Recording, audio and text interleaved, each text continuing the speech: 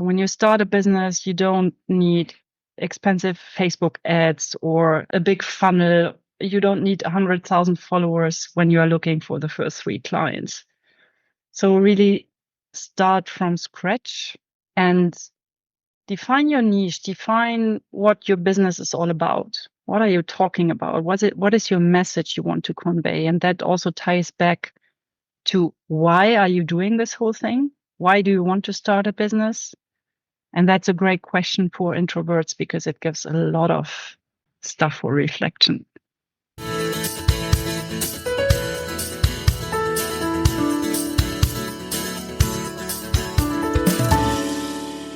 Hello, and welcome to episode 171 of the Quiet and Strong podcast, especially for introverts.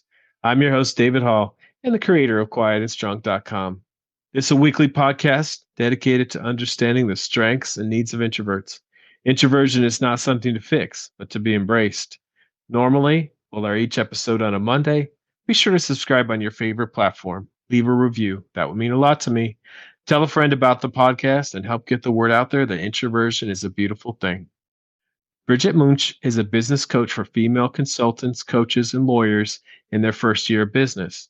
She strongly believes that it's possible for anyone to leave the corporate rat race, build the successful business they love, and live and work with more freedom and adventure.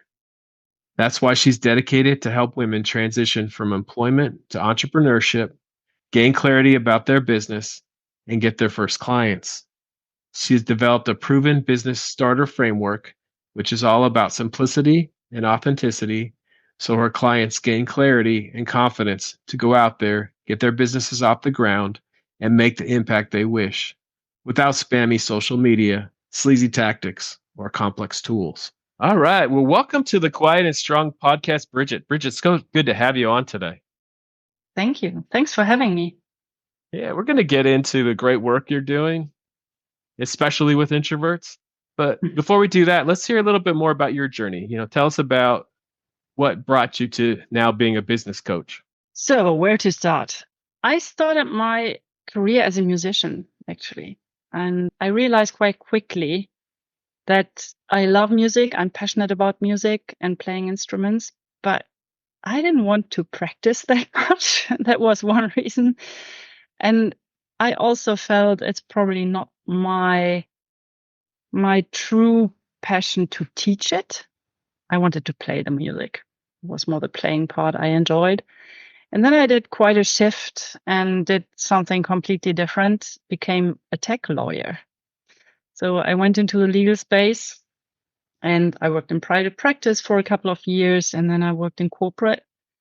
And doing the multinational big company work was very rewarding in a sense of working with people, building up teams, enabling business. But at one point, I realized that the corporate environment is really not where I wanted to be for the rest of my life. And I wanted to be a bit more creative, have more room and space for my own thoughts, wanted to have less policies, less procedures.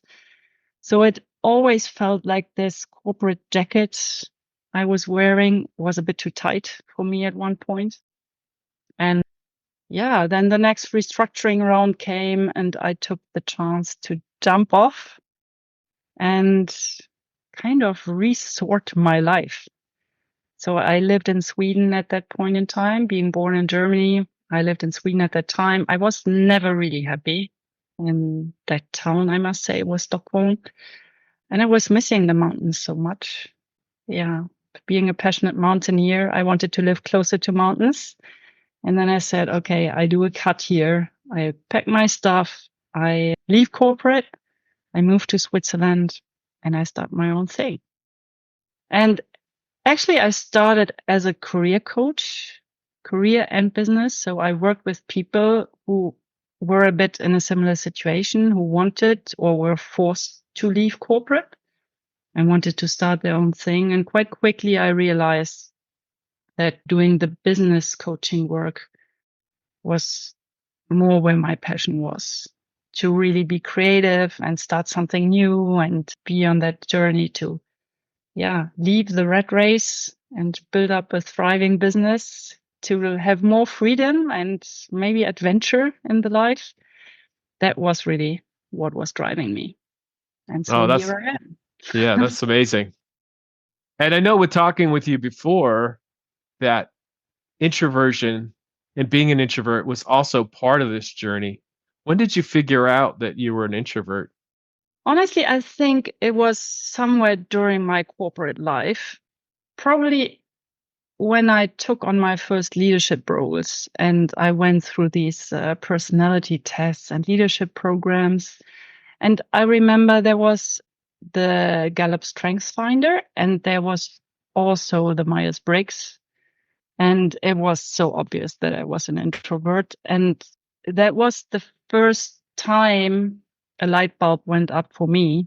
It was also the start of my own personal development story.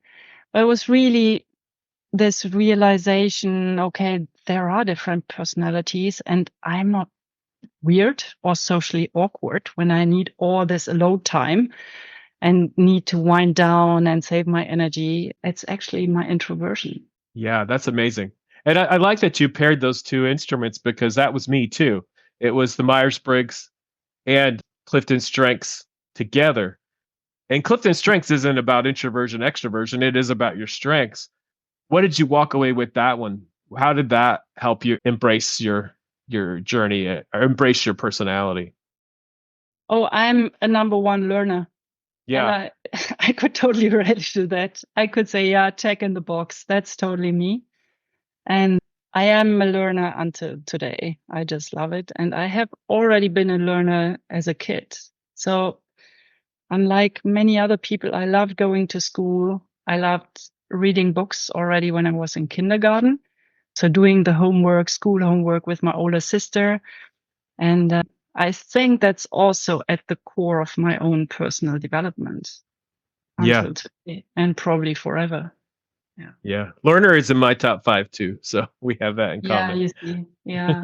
And Did you have to go through a period where you embraced your introversion?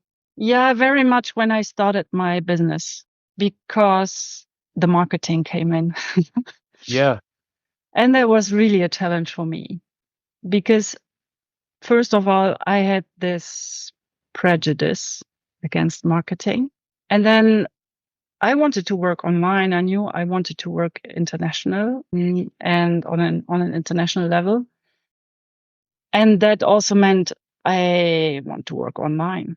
And I entered this noisy online world and coaching industry out there. And that was really, I was so overwhelmed. And I had to really go on a journey and learn for myself that there is a different way of marketing my services. And marketing today means for me, I offer my help to other people. I offer my work. And I really had to learn it doesn't have to be that noisy. I can do it differently. I can embrace introversion. I can focus on deeper connections with people. I can listen more. I can go deeper in my content. But that was really a challenge for me. Yeah. I love that because that's it right there. We get told that there's a certain way to do things, a certain Yeah. way to do marketing, a certain way to network, a certain way to do leadership, public speaking. But it's just not true. You got to find the way that works for you. And you're helping people find that way, especially introverts. You're helping them find that way that works for them because we can be wildly successful, but only if we do it in using our strengths and our gifts and not trying to copy somebody else that doesn't have our strengths or gifts. They have their own. Yeah. I couldn't agree more, David. It's really like this. And it's probably one of the biggest hurdles we as introverts have when we start a business because we don't know how it works. And then we try to copy others. We try to apply what others teach us. And I have wasted quite a lot of money and time into the wrong programs. They were just not right for me. And those method and tactics and strategies have worked for those people who taught it, but not for me. So it took Yeah. me quite a while to find that out and to say, no, you know what? Stop it. It's just not feeling right for me. And yes, I could do all of this, but I don't want to. It's not me. Right. Right.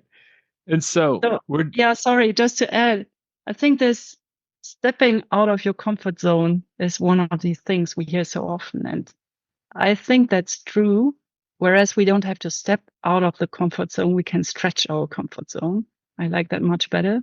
oh, yeah, that's beautiful because, and I've talked about this before. It's like if you just get out of your comfort zone, especially as an introvert, you're doing it over and over and over again.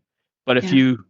if you expand it, like you're saying, you're changing your thoughts and you're becoming more comfortable. You know, it's like I can do this thing, but you have to change your thoughts around it. Otherwise, you can be getting out of your comfort zone for the rest of your life. So I love how you put that. Expand your comfort zone.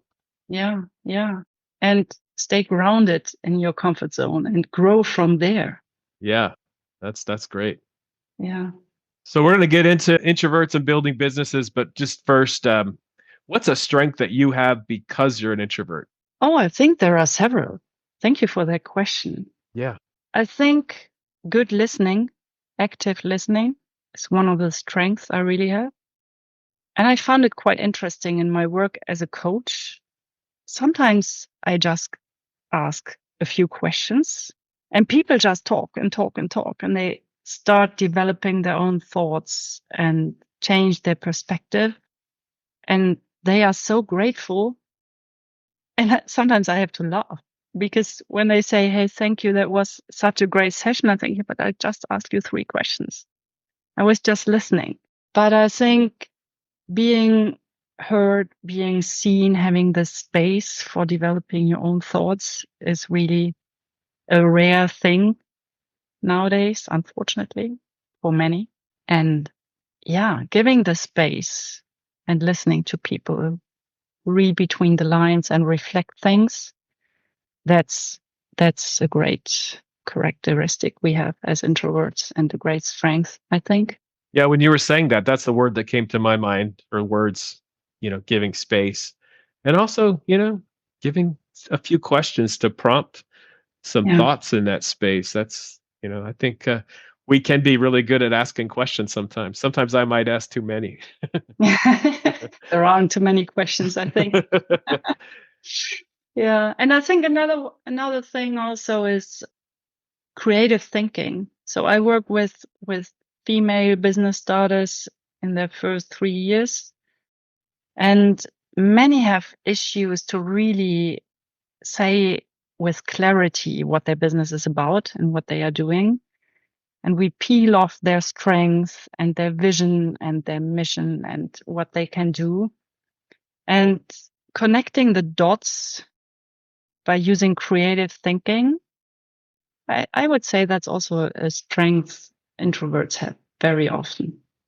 Yeah, because to me, when people ask what it means to be an introvert, that's the big thing, is that we're deep thinkers, and so we are thinking all the time, and Mm. we turn into our inner world, and a lot of great creativity, innovation comes from that because we're thinking often, Yeah. most of the time. Yeah. Thinking and observing. Yeah, and observing. Yes, I And think while that observing things, you can connect dots for your clients, which they haven't seen before. Suddenly there are connections between things where they never thought about. yeah, thinking, observing, and I'll add in reflecting. We're really good at reflecting, after for ourselves and for others. Yeah, agree. Agree. So, Bridget, we talk about strengths and needs of introverts, and we also bust myths. Is there a myth about introversion that you want to bust today? Yeah, not every introvert is shy or Okay. socially awkward or odd, or there are so many words for it. And honestly, that's something I thought about myself in the beginning. Okay, I just sensed I'm a bit different already in the corporate environment. When I needed this alone time and time for reflection and deep thinking and working alone, I thought people think I'm weird. That's probably the right way to do it. to say it. And Yeah. introversion is not the same, like being shy or anxious or awkward. Yeah. And introverts or extroverts can be shy or awkward. I look at it like this. So if you're introvert, like some introverts have just always been confident their whole lives, but they're deep thinkers. Some introverts, like myself and perhaps yourself, had to learn about ourselves to overcome any shyness and gain confidence. And then there's still those out there that aren't confident, but the good news is they can gain it. And a lot of it comes with self-awareness and understanding your gifts and your strengths, but also your needs. So yeah, that's a good myth to bust. It doesn't mean shyness, but if you are shy and you want to overcome it, that can happen. You can gain confidence. Yeah, definitely. Yeah. And it doesn't always mean that you are quiet all the time. We can be bold as well. And Yeah. I think I read a post you have written recently about public speaking and introversion. So we as introverts, we can also speak in public. We have our certain processes before, maybe. We want to be well prepared. We want to think it through. We want to deliver a highly qualitative message, but we still can be on stage and speak public. Yeah. In fact, I've worked through the podcast and I've talked to a lot of people that do public speaking or hire public speakers, and it's more than half of public speakers are introverts. And that's another myth right there that we can't be. But the preparation looks different. Yeah. The energy management looks different. But again, back to that, we're always thinking we have a lot to say and we want to share it. And in public speaking or presentations, a lot of times we really can thrive there. It's just, it goes back to, don't try to do it as your extroverted colleague would, just like marketing, don't try to do it as this extrovert, but find ways to use your gifts. And yeah, we can be amazing public speakers. Yeah, I agree. And it starts with having a presentation somewhere with talking about your business also. And for me, if I focus on conveying the information to others, instead of thinking, oh, I'm in the spotlight, me as a person, then it's so much easier. I don't know if you have any hacks there, but this approach helps me really a lot. Yeah. And it's like you have a good message to share. And, you got to think about what does need to be conveyed. What does this audience or this person, what do they need?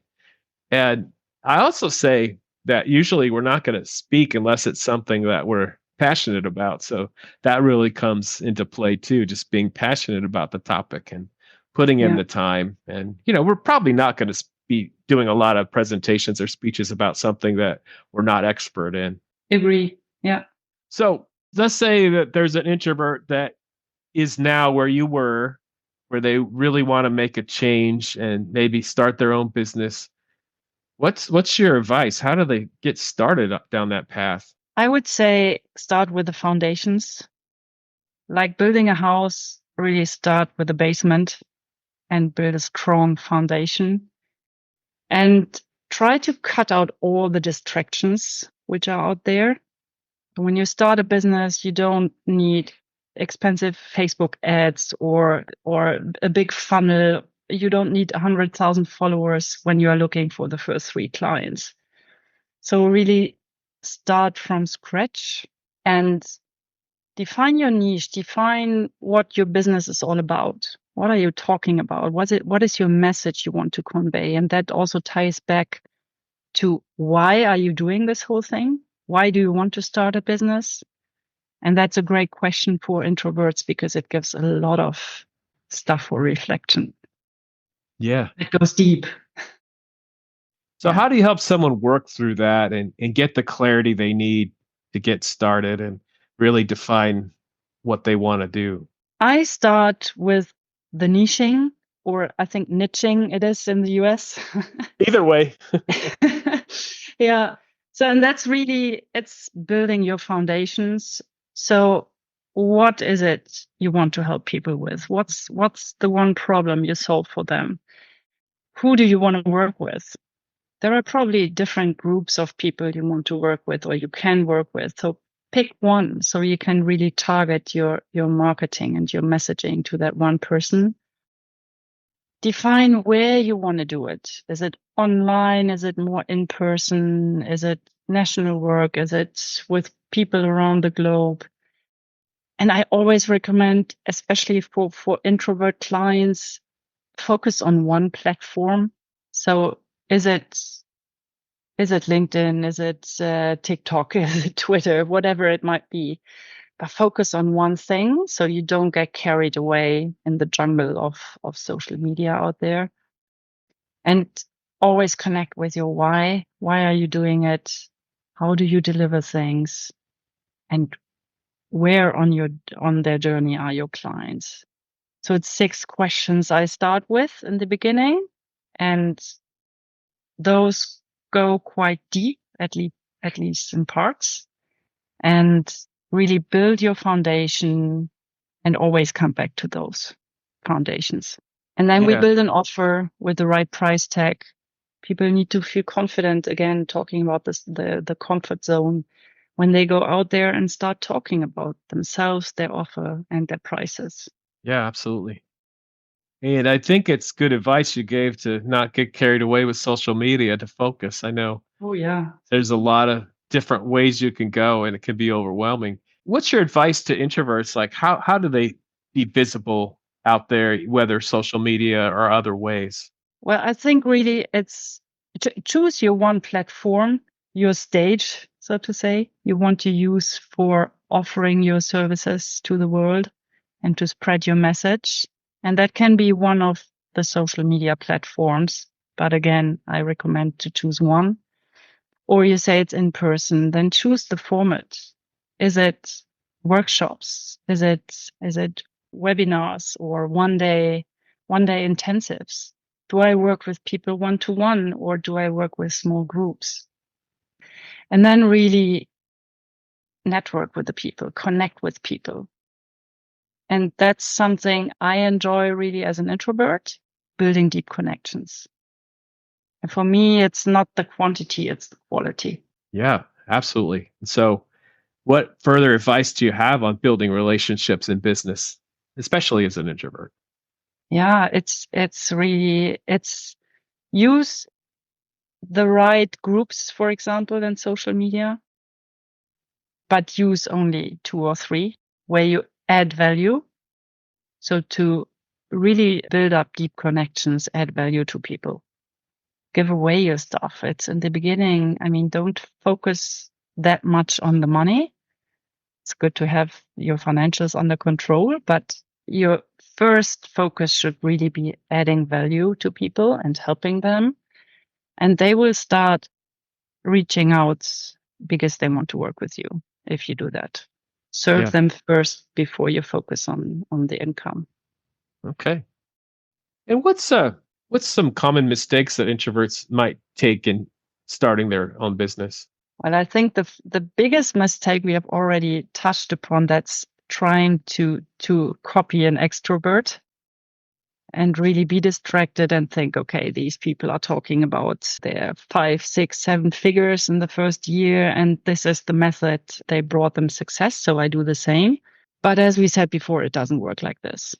If you're not authentic, either you burn out or you will just not get the clients, not the right clients, or both. And people smell if you're not authentic. Yeah, So for sure. don't put on the extrovert jacket. Really find your authentic way of offering your services. Yeah. And what's the benefits of using a business coach? Oh, to me, it's not only using a business coach. I think everyone should have a coach Okay. because there are so many things we don't see, the patterns we have in our behaviors. It starts with your language. I'm a bit of a language nerd, and that goes maybe back to my lawyer's past, but I really love working with languages. And if you observe how people talk to others, but especially to themselves, And that's especially true in such an intense phase like business building. You do a lot of stuff which you don't know and which is new to you, and you don't know how to do it, and you beat yourself up for not knowing it. And that's maybe a bit of a downside of us introverts. We want to think things through before we go out and spread our message. And in business building, so much is about trial and error. And it's not perfect when we go out there, but still we should take action. So yeah, holding up the mirror for someone and reflecting, did you hear what you were just saying to yourself? That's really, really helpful. So Yeah, change the perspective and also brainstorm creatively together with a client. Okay, what other ways can you find here to build up your business? yeah, there's so many different aspects to business, and Yeah. you don't have to learn by trial and error on all of it. You definitely can have a coach that's been through it to help you walk through some of those things and also help you brainstorm, like you're saying. Mm. Yeah, I think the big challenge is to find the right coach. As I said before, I invested quite a bit of money and time into the wrong ones. And by wrong, I don't mean they had a wrong personality or anything, but they were just not the right fit for me. And yeah, that can be a bit of a challenge. So really, yeah, search for referrals, ask people who have worked with a coach before, or really search in the biographies of people. What kind of type are they? What kind of content do they share? How do they do things? Is there any free material? Do they offer masterclasses, webinars where I can just sneak in and just get a sense and feeling of how they are working? I think that helps a lot.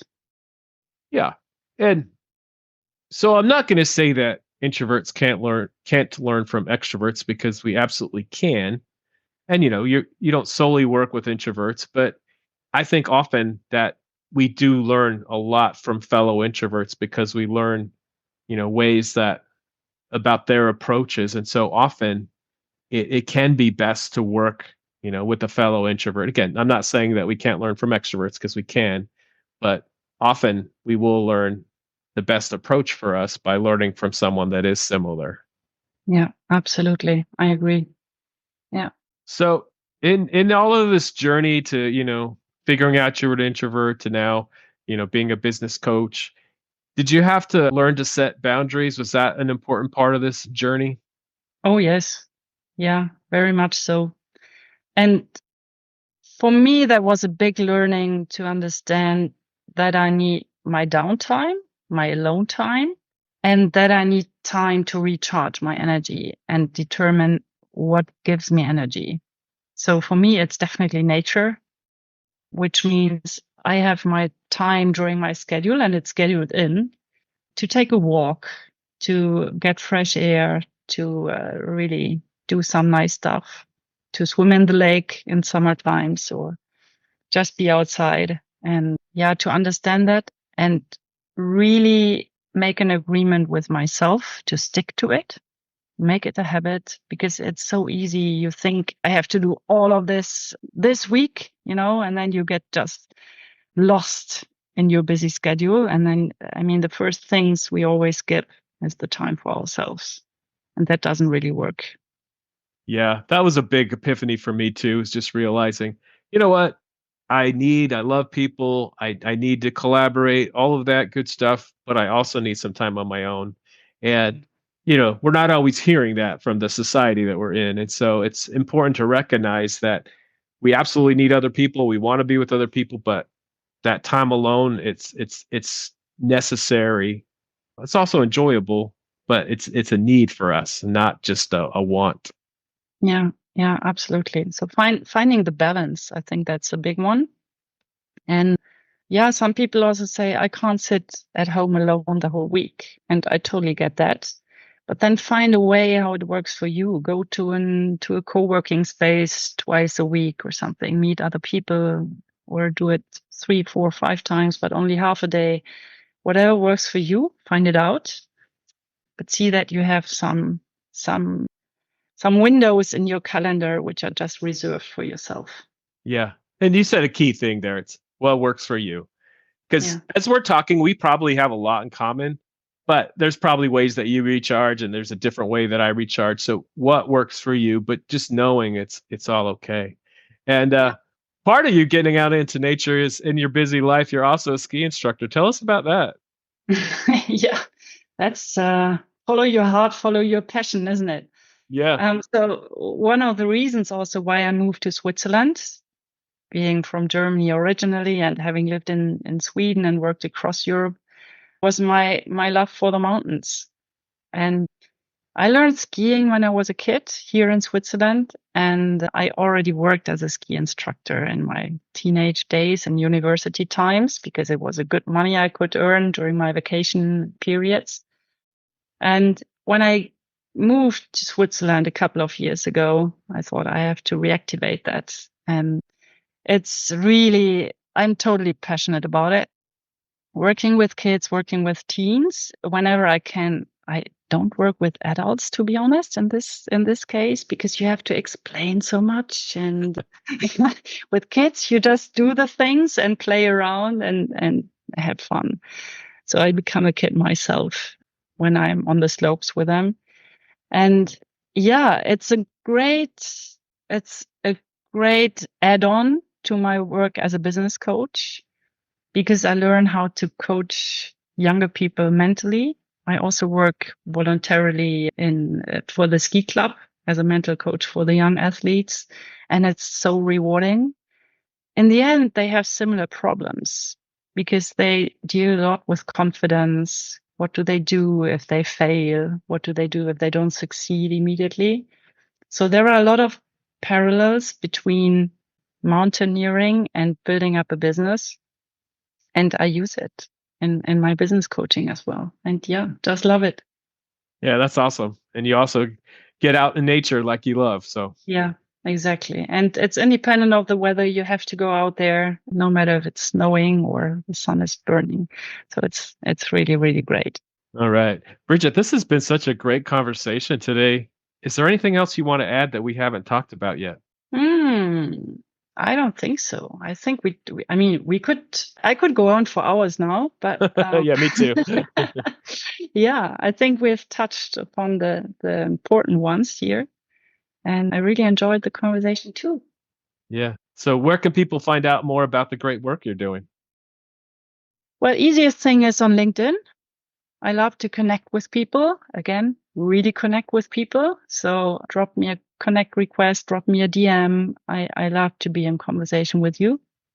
And yeah, that's probably the easiest way to find me. All right. Sounds great. Thanks again for being on today, Brigitte. Thank you, David, for having me. Thank you so much for joining me today. I look forward to further connecting with you.